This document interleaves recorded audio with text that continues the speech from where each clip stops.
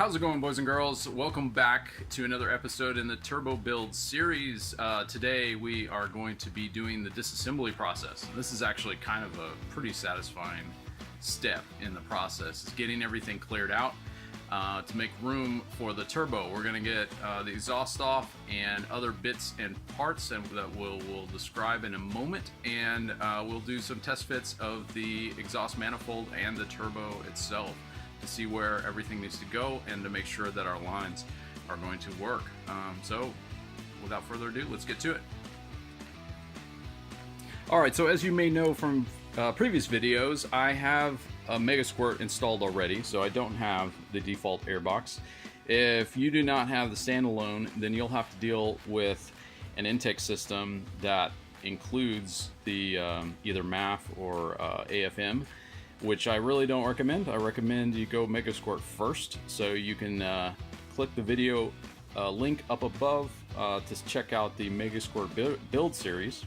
That is an easy way to build a Mega Squirt that is the latest and greatest MS3X for the cheapest price available, which is about $500 to $600 when you do it from a kit like this. And it's very easy to do even if you have no previous soldering experience. So what are we doing? So first, things that need to be removed. Of course, the exhaust manifold. Now, I have some aftermarket headers on here. What you would be doing if you have OEM is removing the heat shield. There are 3 bolts on top. There's a lower heat shield as well with a couple more bolts. That will allow you access to all the studs here across the block. And we are also going to be removing the intake side of things. So we're going to free up all of this, all of that, and we're going to be getting down to some of the tubing down below you can just barely see there,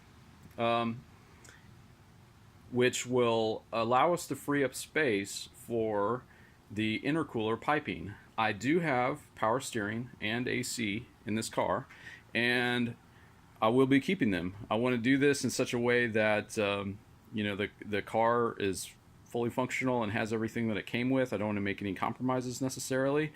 Power steering is debatable. A lot of people like to remove it and keep turn their power steering into a manual, and there's some advantages to that. But for now, I'm just going to keep it that way because I want to attempt to get all the piping to work with all of that in place and show you how to do it. So I've got method for this, and we'll be going through that. But first, since we're going to be dealing with coolant piping, I'm going to drain the coolant out of the car, and it's best to do that when it's on the ground so that the radiator is sort of the spout on the radiator is the lowest point. And I'll also get some let's get some PB blaster on some of these bolts and let it soak. And then once that's finished draining, we'll get the car up into the air and we'll be able to do the rest of the assembly process. Disassembly process. Alright, well that's draining. We've got a little bit of a liquid wrench. You can use that. Or some PB blaster or something like that, whatever you have. I find liquid wrench works pretty well. For now, what I'm doing is spraying this on the nuts itself only, not the back of the studs. Sometimes the nuts will not want to release, and I think I got that. And they'll take the studs out with them, and you don't really need to do that except for, as we'll see going forward, this manifold's a little thicker on the outer 4 nuts here. So we're going to be replacing those studs with some longer ones so that it will be able to mount the manifold, the new manifold, correctly. Alright, so while that's soaking, the intake is held in place by just this one little bolt that I've got. I didn't even bother to bolt it down on the other side. This is the stock airbox bolt, so my little heat shield is just there, so take that out. And then we'll also just take off this crossover pipe. All right, so we just, there are 2 bolts right here. Actually, mine is sheared off right in the middle, but you take out this little bolt for the valve cover, put it right back when you're done, slip off this hose off of the breather fitting right there, and then with this bolt out, this thing will rotate. You want to loosen this guy, and then remove the IAC inlet hose. We're going to keep this hose, so we're going to use this with our new intercooler piping. So it's important that this be connected up properly to the new intercooler piping in the right place. So we'll get to that. But now this guy is basically ready to come off, and it should just wiggle right off. Okay, and remember our air intake sensor wiring. This just plugged into what was formerly the MAF plug. So we're going to unplug this so that this whole thing can just be taken out of the car. We're going to keep this right here for now, and it's going to be reinstalled also into the intercooler piping. Actually, the in tank of the intercooler is a great place for this. Okay, so that's out. As you can see, I took out a couple of studs. This one down here came out by itself, but I can just put that back in.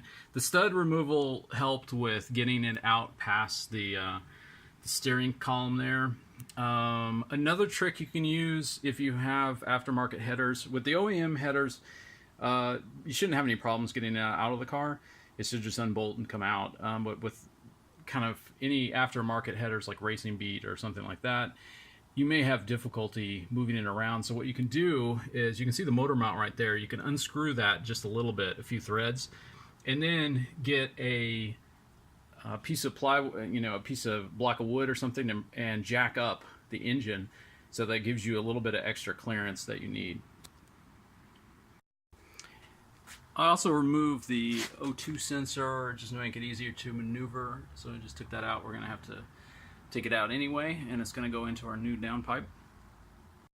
So right here you can see the this little hard line for the coolant, and down here underneath is on anything from 90 to 95, you'll see 2 ports back in here, which will allow you to get a coolant feed line as well as an oil feed line. So we're going to be removing those bolts, and I'm going to put some more liquid wrench on there to let it soak for a bit, because those have never been unbolted, and then we'll see what that looks like. Now, the other thing is we're going to be removing this lower coolant hose that goes to the lower radiator port, and we're going to take out, there's a hard line right here, and this hose, and then there's the lower radiator hose, which is down there. And what that's going to do is it's going to free up space for our intercooler piping.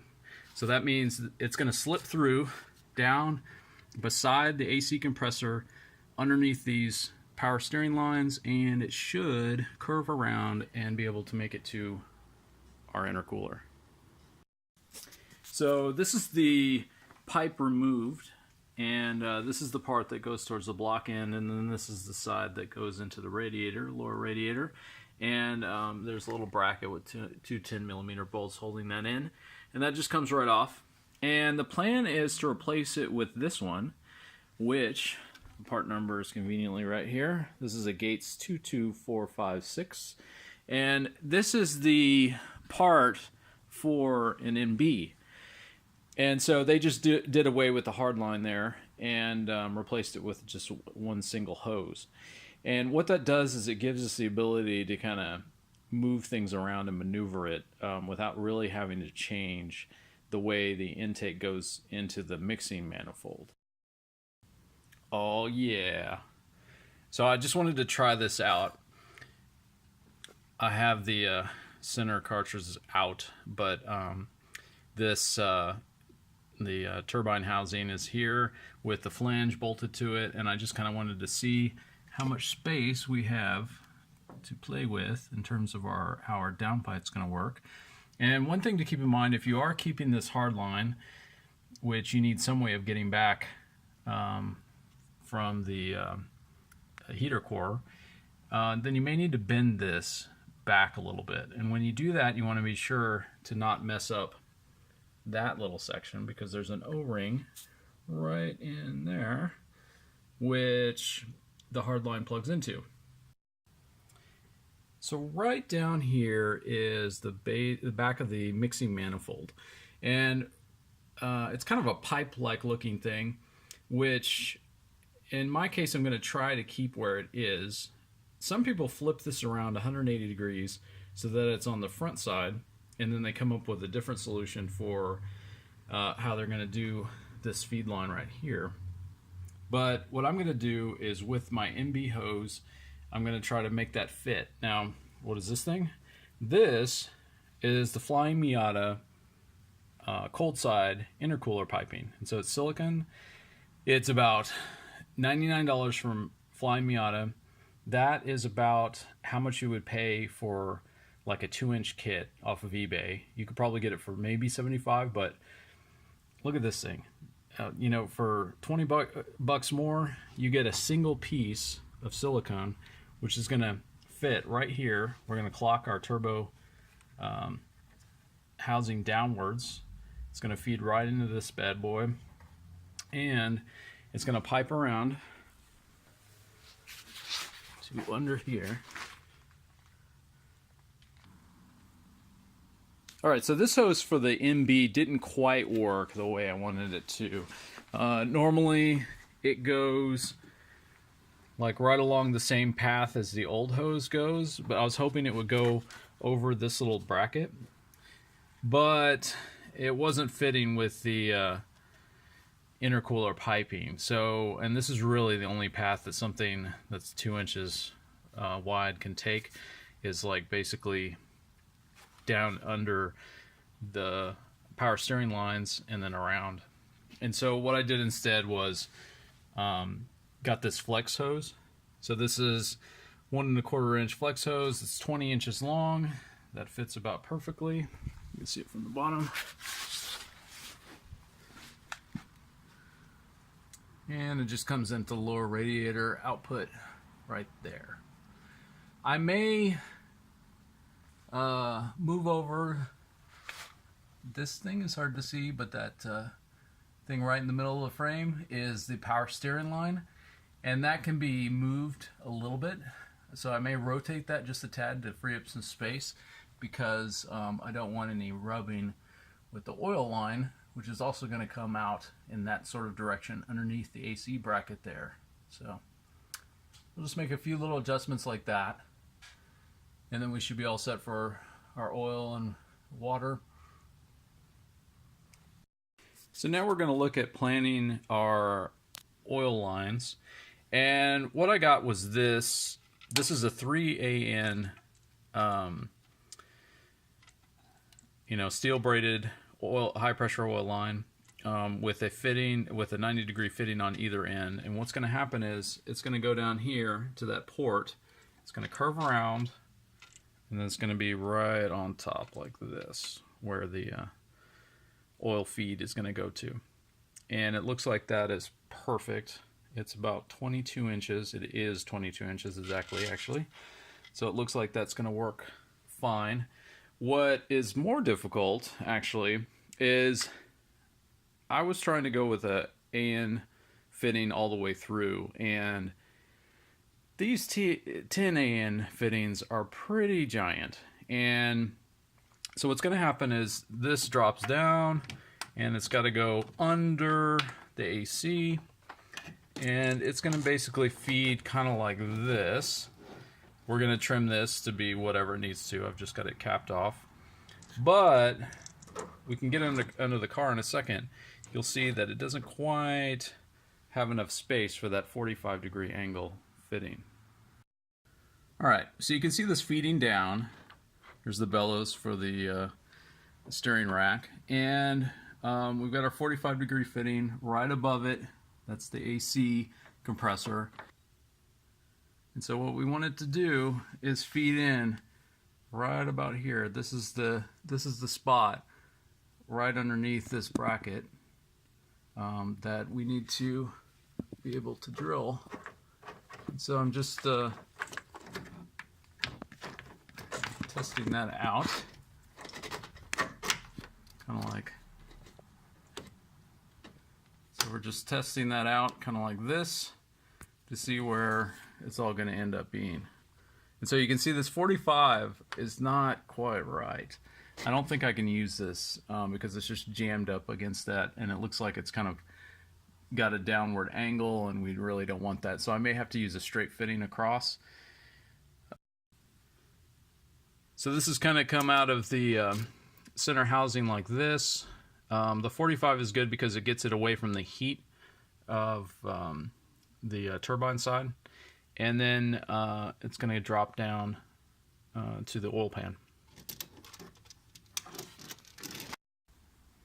So the last part of the test fit process is to clock the turbo, and if you get a turbo used, then this may be more difficult than it needs to be. So that's one of the downsides of the route that I'm taking, which is to use a Garrett turbo, an OEM turbo from a Nissan 240SX. So these are very popular. These are from the S13, 14, and 15 240SXs in the US. And this one is from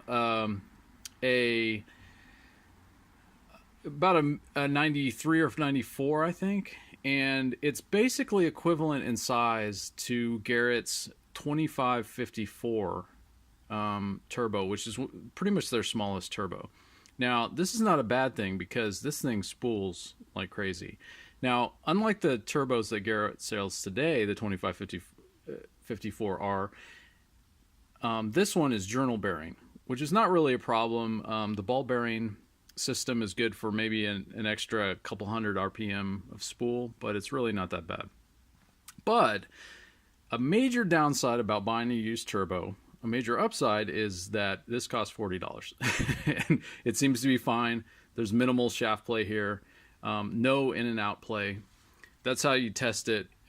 Is in a journal bearing turbo, there should be about 1 millimeter of play back and forth, and basically zero play up and down. So that's fine if you get one like that, and especially if you can test in advance before you buy it, then that's fine. However, the way these Garrett turbos work is that, number one, on the exhaust side, they have some very small half-inch bolts, some of which may be inaccessible based on the clocking of the turbo by default. And so when it was in the car originally, in the Nissan, it was clocked in such a way that the bolt actually ends up being right underneath the oil drain line. So this bolt was sitting right here, and there's basically no room to even get a regular wrench. So I basically made this wrench, and you can see that I filed it down. Had a Dremel tool, actually, which made fairly short work of it, and you could not get a regular 6-point. It had to be pretty thin, so I had to use a 12-point one. So I got the small one, and that basically did the trick for that last stubborn bolt. The other bolts came out more or less with no problem. I let them soak for about 3 days in some penetrating fluid, but coated them multiple times and stuff, but that last bolt was a huge pain. Now, then, I'm not proud of this. I had to hack up a little bit of this lip. This is just aluminum, so it was easy to kind of cut out just a tad. It was basically so that I could get something behind this circlip. So you see these two little things. There's a clip that goes around here, and this thing was basically just rust welded on or heat welded on, and it was not budging for anything. I have a few different pairs of snap ring pliers. None of them could do it. They either didn't have enough purchase on the thing, or they would just start bending basically. So I was even trying to make my own. So I took these needle noses and kind of ground down the tips a little bit so they would fit in there better and be not angled. They would just be straight so that they have better purchase on that hole. Even that was not doing it. So what I did was I ground out this lip and was able to get a screwdriver behind there and sort of leverage it out at that point. Now, once you've done it once, it's actually a lot easier. I can come in here with this tool, squeeze it, and then I can rotate this any which way I want. Just got this little haft of a hammer in here in the vise just to hold it steady because it's a little bit awkward, because this comes with these little studs down here for the inlet. And so anyway, I had to kind of hack it up a little bit. Do I care? Not really. This shouldn't affect the working of the turbo, the strength of the turbo in any way. And if it does, and there's some sort of problem, then this is a $40 turbo. I can get another one just as easily for 40, 50 bucks. Now, suppose you don't want to go this route. What are some other options? Well, the main thing is that based on the manifold that you're getting, it sort of determines your options. Now, if you're getting a T3 style manifold, then there are a ton of T3 type turbochargers, especially from China, that you can get brand new that will mostly work. There's only a handful that work really well, though, that spool nicely and give good power at the same time. And so for those, I recommend, checking out the forums, look at miatoturbo.net and see which ones work. I can list some of the information in the description. Well, basically, you're looking for something that has on a T3, you want something that has a fairly small turbine. So that's right here. If it's too big, your 1.8 or 1.6 liter engine is not going to be able to turn this wheel very well. So you're looking for something with an AR of about 0.48. And I may get in a future video of what all those turbo terms actually mean. But basically, the bigger the AR, the bigger the area and the bigger the size of the compressor. AR is the area of the outlet which is basically kind of right here, to the radius size from the distance of the center of the turbine wheel. So if you have a 0.48, then that's a pretty small one, and it's going to spool pretty well because the exhaust gases are going to fill that space nicely, and it's going to cause pressure to spin this wheel appropriately. If you get too big, it's going to take a lot of work from the engine to get this to spool at all. So basically, you're not going to be spooling until about 4,000 or 5,000 RPM at all. So you're getting 1 or 2 PSI at 4,000 RPM. That's not really great. That's not going to lend itself to a great driving experience. The same thing on the compressor side.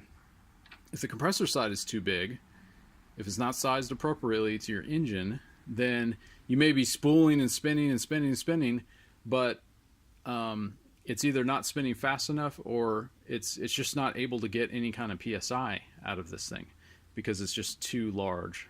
So this size turbo, the 2554, is a great size for daily drivability. Now, if you're going to be on a track from time to time, you may want to step it up to a T28 style, which is basically the Garrett 2560, which is slightly larger and puts out a little bit more power at the top end.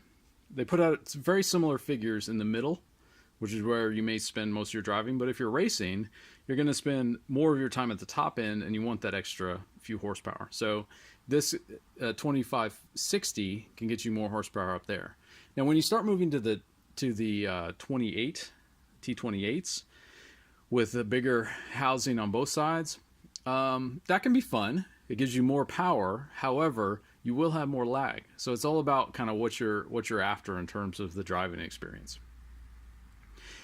What's nice about the T25 manifold that I chose is that you can upgrade or swap these things around fairly easily. So you can start with a used Garrett, switch it up to a $900 or $1,000 real ball bearing version of the Garrett, stick with like the name brand, or you can get literally $170 China charger with very similar characteristics. You can find them on eBay with basically the same size wheel, same size housings, and basically identical fittings and everything. It's water cooled and oil cooled. So you can find all that stuff on eBay, and you have a lot of different choices. So you can run it. If you don't like it, You pull it right off, replace it with something else. With the T3 manifold, you have a little bit less options as far as the name brands, but you do have a ton of options when it comes to the other sort of non-name brands that you can get for the turbo. Now, a lot of times, a very common turbo is like the TD04 line on the Subaru, and these have a different bracket pattern, and not many people are making TD04 manifolds for the Miata, so you need to have a manifold that's going to match. Really, the only one I can think of off the top of my head is Kraken, which is a UK-based manifold and exhaust maker, and they can make one, I think, only for the 1.6 though. I don't think they have a 1.8 version, so you may have to check that out. That may change. So at the time of filming, I think that's correct, but yeah. So T3 on one side, T25 or T2 sometimes known as on the other side, and you kind of have a world of options. So on the turbo end of things, you can spend kind of as much as you want or as little as you want. You can get some of these cheap China chargers for a little over $100. So sometimes it doesn't matter if they stop working and they start blowing smoke. You can replace it for $100 and about a half an hour worth of time.